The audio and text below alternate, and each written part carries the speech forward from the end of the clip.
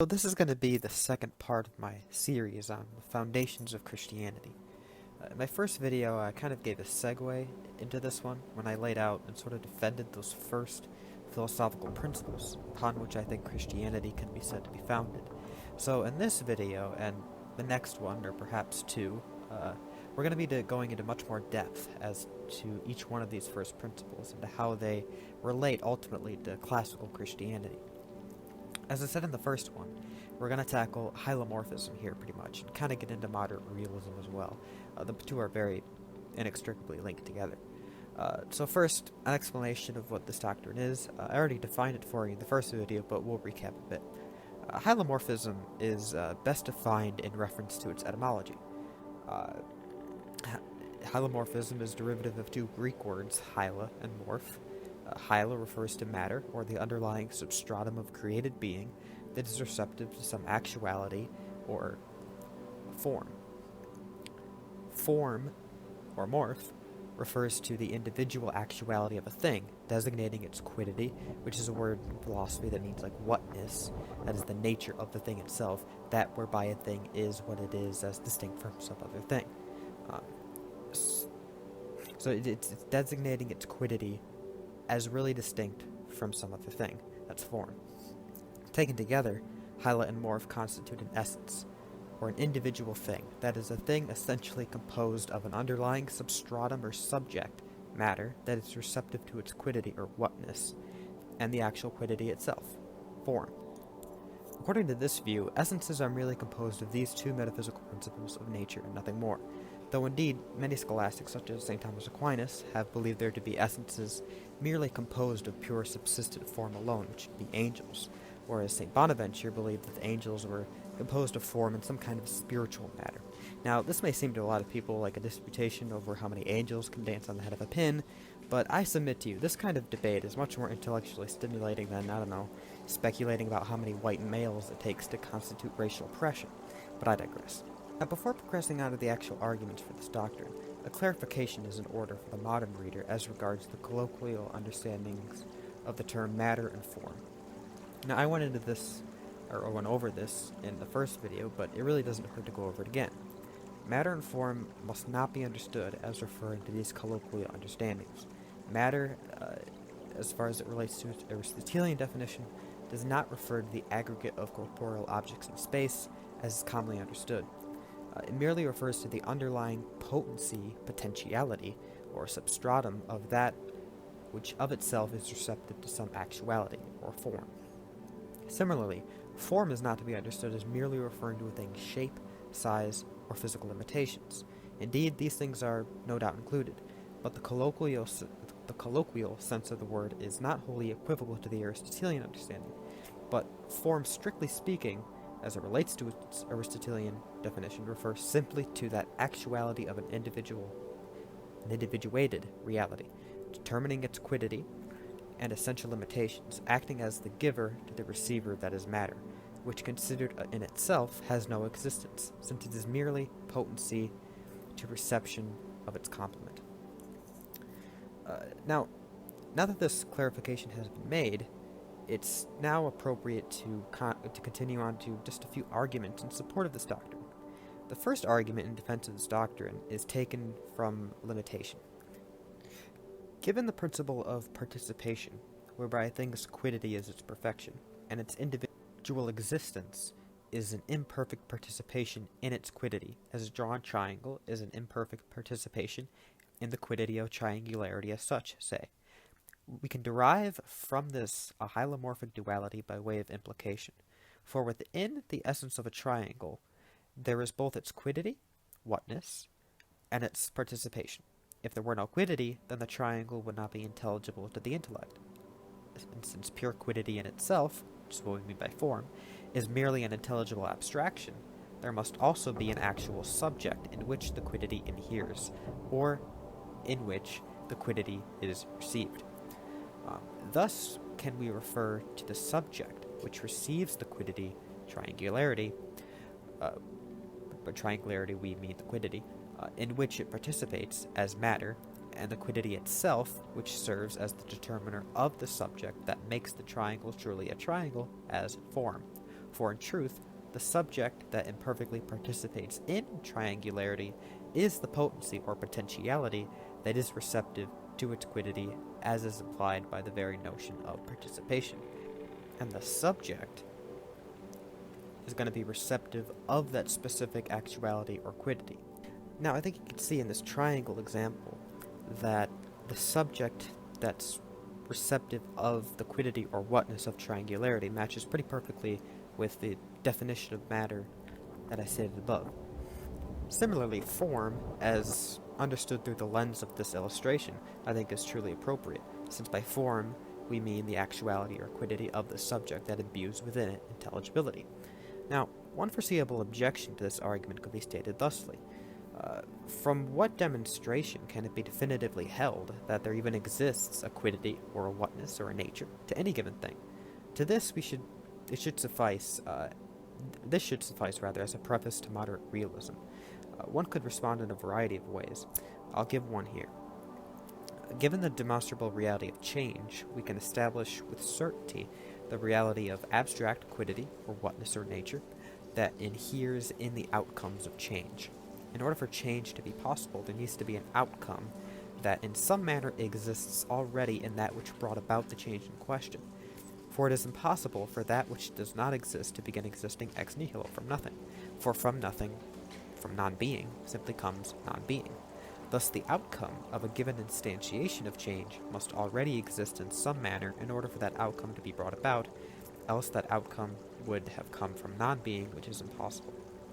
Now, its manner of existence within the efficient cause of such change can only be abstract, for the outcome cannot actually exist in the cause formally. It can therefore be definitively held that in any outcome of change, whether it be a substance or an accident, it must pre-exist eminently in the cause itself, and this pre-existence is none other than the quiddity of the very outcome itself, which persists inherently in the essence of the outcome itself, whence comes the distinction between form and matter, wholly intact and as defined above. So the second argument in support of this doctrine is taken from the reality of multiplicity. From the senses, it is manifestly true that things are distinct from one another, and the distinctions perceived through the senses are real distinctions as opposed to purely logical or virtual distinctions by and large. Now, difference of itself implies, necessarily I would say, that preceding the difference between things, there must underlie a common reality that serves as the basis upon which things are differentiated. For while they are contrary to one another in certain respects, they are the same insofar as they are both contrastable instantiations of thinghood as such. Now, in this respect, they are similar, and therefore the same, since similitude is understood inasmuch as two things are the same, and difference is understood inasmuch as two things have contrariety with respect to one another. Contrariety, not contradiction. Since this is so, how do you get real differentiation? How do you get real distinctions? Because if at the most fundamental level of their being, two things are fundamentally the same, what room is there for true differentiation? Wouldn't that differentiation just be an illusion of an underlying reality of the two things? Since their common underlying reality that binds them together would lie at the fundament of their existence, and wouldn't that render them basically the same?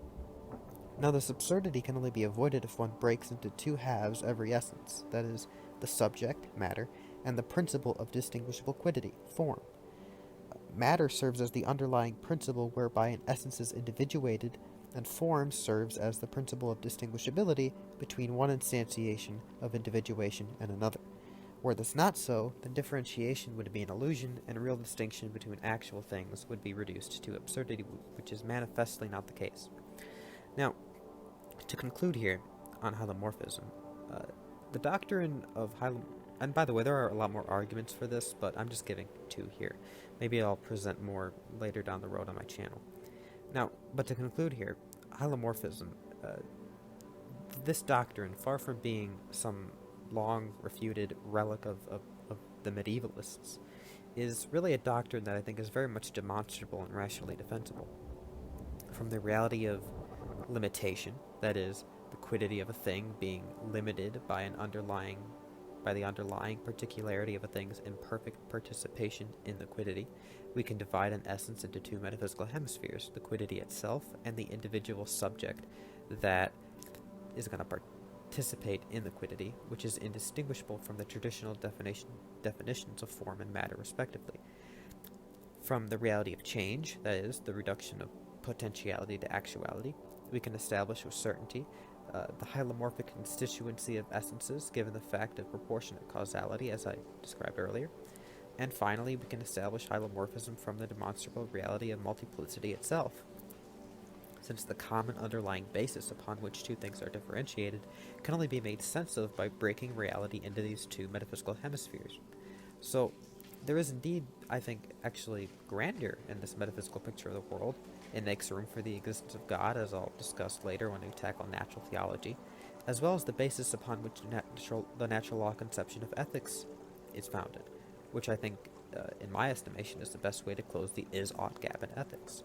So, now to the real meat of the matter. So how does this relate to Christianity? Well, I think we can draw out this relation through 3 main points. First, hylomorphism, I think, gives metaphysical coherence to the doctrine of the incarnation, as well as the universal redemption that's very much essential to Christianity. So it offers a foundational basis upon which and through which the essence of Christianity is really intelligible, I think. This is because hylomorphism makes sense of the fact that the incarnation is both particular and universal at the same time. There is a material, and therefore particular, aspect to the incarnation, whereby God takes upon himself individual flesh, yet through this, God also takes upon himself a human nature, and through its own universality, it can and does affect the whole of humanity by way of this participation. Not only that, this particularity and universality are both in some sense necessary components of the incarnation and its efficacy. Since we're matter and form, and not just form alone or matter alone, there ought to be some material or formal participatory source onto which we can latch on in order for this whole process to be truly and fittingly efficacious, since that which is received according to the mode of the recipient. Now, later we'll go on to the motives behind this process, as to why it's necessary at all, from the principles we've discussed as well as from principles that will unfold later, but this should suffice for now. Now, secondly, hylomorphism, I think, makes sense of the hierarchical dualism that is so essential to key aspects of Christian thought, by which I mean there are dualisms really spread throughout all of Christianity. There is the dualism of body and soul, woman and man, the world and God, the church and Christ, and even in a certain, though obviously heavily qualified sense, a dualism between of the Son and the Father. Now, in each of these dualisms, the former in some sense exists for the sake of the latter. That is to say, the material element exists for the sake of the formal element. And the latter, that is the formal element, completes and perfects the former, that is the material element. Now, I would argue that all of these dualisms are really in a way analogs of the relationship between matter and form. Although I would argue that matter and form is an analog of also further potentiality and actuality. And also within the Godhead himself, it would be purely analogous, since there is no passive potentiality or material in God. But since matter and form can be ascertained by reason, I think this gives coherence and rational plausibility to the sort of dualistic aspects of the Christian faith. If there's this dualism at the most fundamental, at the most basic level of metaphysics, then it would also stand to reason that this dualism would pervade and maintain itself through the ascent of nobility in the order of truths. So I think that's pretty sufficient for hylomorphism, and I think I covered kind of moderate realism while arguing for hylomorphism, but I suppose I'll briefly say that moderate realism bears relevance and gives coherence to Christianity, inasmuch as Christianity is really unintelligible apart from realism. The second person of the Trinity, as the Logos, the mind of God, makes little to no sense absent the notion of things that have inherent within them distinct natures which of themselves subsist in the divine mind, whereby human beings strive for perfection insofar as they conform to that nature, and find redemption through their nature being united to God himself. But I'll talk more about that when we discuss the teleology aspect of this series and principle of perfectible participation. So thanks for watching, everyone. If you like what I'm doing here, just like the video, subscribe, or stay subscribed. Thanks for your support, and I appreciate it a lot. God bless.